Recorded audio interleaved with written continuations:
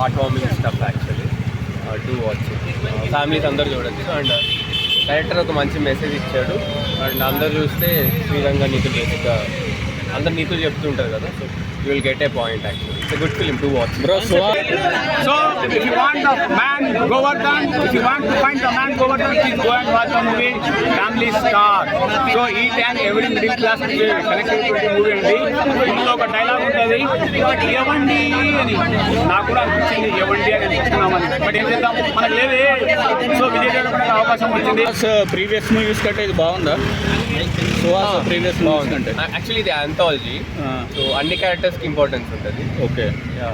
Plot అసలు దేని గురించి స్టోరీ? శ్రీరంగ నీతులు బేసిక్గా నీతులు.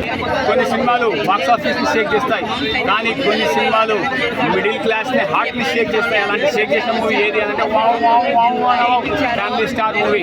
వెరీ నైస్ మూవీ అండి. సో ఇందులో page number 46 cinema hit. The meaning of CEO, ఎథిక్లెస్ గౌరవలేనితనం. ఇలాంటి చిన్న చిన్న డైలాగులతో సినిమా అనేది సూపర్ గా ఉంది. అండ్ నాకు డౌట్ వచ్చింది, ప్రొడ్యూసర్కి ఫోన్ చేసిన, 2 జిల్లాల మనుషులు వస్తారని చెప్పినాడు. కానీ వచ్చిన 40 మనుషులే. మిగతా వాళ్ళు ఎందుకు రాలేని అడిగిన ప్రొడ్యూసర్కి. అంటే ఏమన్నా తెలుసా, వాళ్ళకు ఫ్రీ పథకం లేదంట, బస్ పథకం రాలేదు సార్ అన్నారు. ఓకే, నేను కన్విన్స్ అయినా, సినిమా హిట్ అని చెప్పిన. నేను అందరు నీతులు చెప్పుకుంటుంటారు కదా.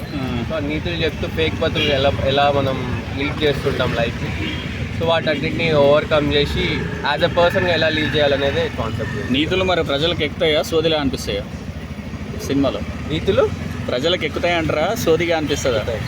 అంటే ఎక్కించుకోవాలి. ఇంకా మనం ఎక్కించుకుంటే ఎక్కుతాయి, లేకపోతే ఎక్కువ. విరాట్ క్యారెక్టర్ ఎలా ఉండే? విరాజ్